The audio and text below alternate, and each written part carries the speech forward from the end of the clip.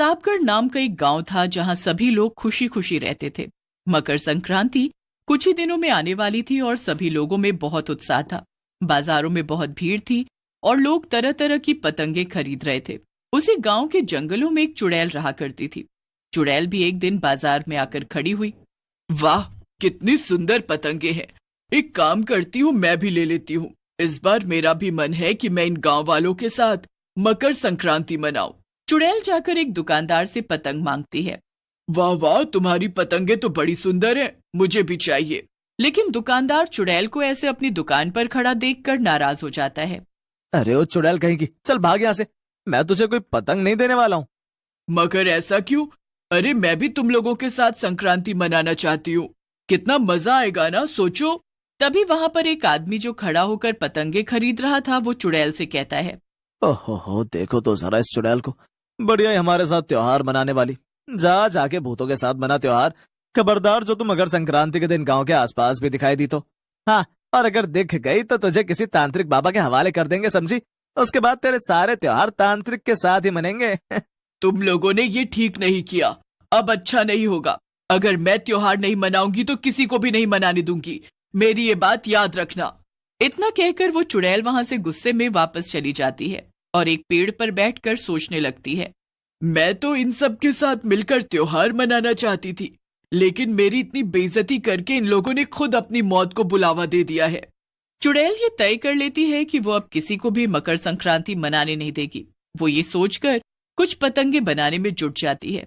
अगले दिन गांव में वर्षा नाम की एक औरत जब सुबह सुबह अपने घर की छत पर जाती है तो उसे वहां एक पतंग गिरी हुई दिखाई देती है। अरे ये क्या, ये तो किसी की पतंग है जो शायद कटकर हमारे घर में गिर गई है। इसे उठाकर कूड़े में फेंक देती हूँ।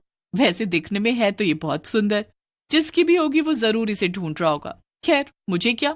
वर्षा जैसे ही पतंग को फेंकने के लिए उठाती है, उस पतंग का मांझा वर्षा के गले से लिपट जाता है और वर्षा का दम घुटने लगता है। अरे बचाओ बचाओ, कोई मुझे इस पतंग से बचाओ। ये मेरा गला दबा रही है। अजी सुनते हो, कहाँ हो? वर्षा की आवाज सुनकर उसका पति भागा भागा वहां आता है।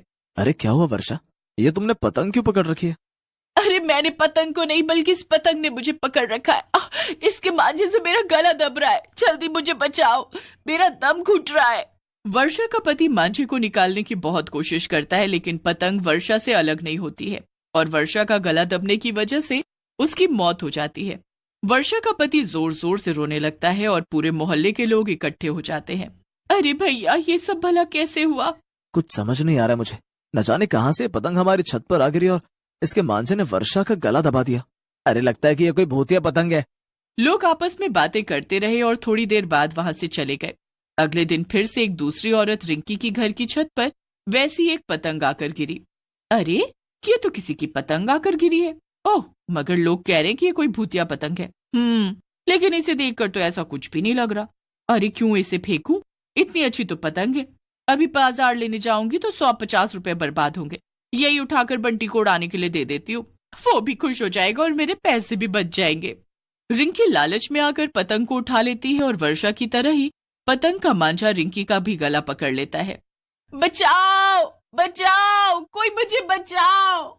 रिंकी दर्द से तड़पने लगती है और उसकी भी वर्षा की तरह ही मौत हो जाती है।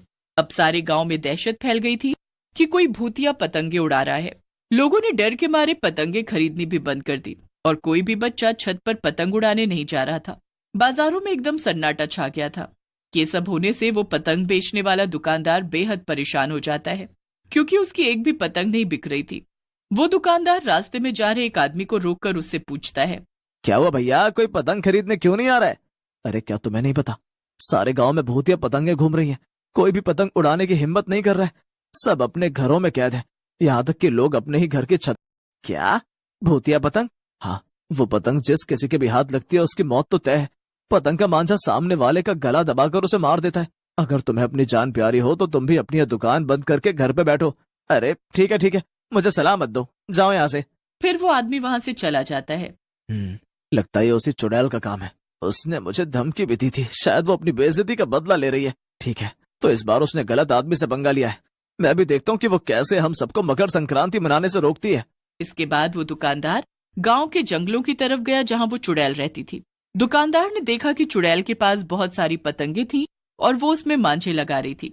मेरी प्यारी पतंगो, तुम खूब ऊंचा उड़ना और उसके बाद किसी न किसी गांव वाले की छत पर जा गिरना और जो भी तुम्हें उठाएगा तुम उसकी गर्दन पकड़ लेना और उसे मार डालना।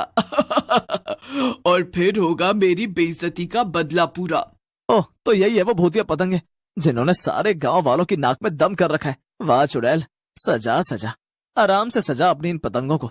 तू इन्हें चाहे जितना तैयार कर ले, अब मैं तुझे तेरे मकसद में कामयाब नहीं होने दूंगा। चुड़ैल अपनी सभी पतंगे तैयार कर लेती है और एक पतंग लेकर गांव की तरफ चली जाती है। तभी पीछे से दुकानदार आता है और उसकी सारी पतंगे उठा लेता है। वो भागा भागा अपनी दुकान पर गया और उसने चुड़ैल की पतंगे वहीं छुपा दी और अपनी पतंगे लेकर वापस आ गया। दुकानदार वहां से चला जाता है और चुड़ैल वापस आ जाती है। अगले दिन मकर संक्रांति थी और चुड़ैल फिर से एक पतंग को हवा में छोड़ आती है। अब ये भूतिया पतंग जिसके भी घर में गिरेगी वही होगा मेरा अगला शिकार। आज तो मैं किसी को भी संक्रांति मनाने ही नहीं दूंगी। काफी देर हो जाती है, लेकिन आज भूतिया पतंग की वजह से किसी की भी जान नहीं गई थी। इस सब से चुड़ैल काफी परेशान हो जाती है। अरे ये क्या, आज गांव में कोई भी मेरी भूतिया पतंग का शिकार नहीं बना? ऐसा कैसे हो सकता है? मेरी पतंग ने अपना काम क्यों नहीं किया? ये सब हो क्या रहा है? मुझे तो कुछ भी समझ नहीं आ रहा। लगता है मुझे ही जाकर पता लगाना पड़ेगा। चुड़ैल वापस गांव में जाती है और देखती है कि लोग खुशी खुशी मकर संक्रांति मना रहे थे। हर तरफ खुशी का माहौल था और आसमान रंग बिरंगी पतंगों से भरा हुआ था। लोग तिल गुड़ के लड्डू भी खा रहे थे। ये सब देखकर चुड़ैल काफी परेशान हो गई। ये सब क्या हो रहा है? मेरा वार खाली कैसे चला गया? चुड़ैल दूर खड़ी होकर ये सब सोच ही रही थी कि तभी वही दुकानदार वहां पर आ गया। क्या हुआ चुड़ैल की बच्ची, क्या सोच रही हो कि हम सब तुम्हारी उन भूतिया पतंगों से कैसे बच गए? हाँ, तू यहाँ? तो ये सब तेरा ही किया धरा है ना? तूने मेरा सारा खेल बिगाड़ा है ना? हाँ हाँ, बिल्कुल सही पहचाना तूने चुड़ैल कहीं की। ये सब मैंने किया। मैंने ही इन सब गांव वालों को तेरी भूतिया पतंगों से बचाया है। मैंने पहले ही तेरी सारी पतंगे अपनी अच्छी पतंगों से बदल दी थी और इसलिए तेरी उड़ाई पतंग की वजह से किसी की भी जान नहीं गई। तेरी इतनी हिम्मत? मैं तुझे छोड़ूंगी नहीं। रुक, अभी बताती हूँ तुझे। मैं तुझे जान से मार डालूंगी। चुड़ैल दुकानदार को मारने के लिए आगे बढ़ती है, लेकिन तभी कुछ गांव वाले मिलकर चुड़ैल को पकड़ लेते हैं। हटो, छोड़ो मुझे, हटो, मैं तुम सबको मार डालूंगी। दुकानदार एक बड़ी सी पतंग लेकर आता है और सभी गांव वाले चुड़ैल को उसी में बांध देते हैं। ये क्या, इतनी बड़ी पतंग?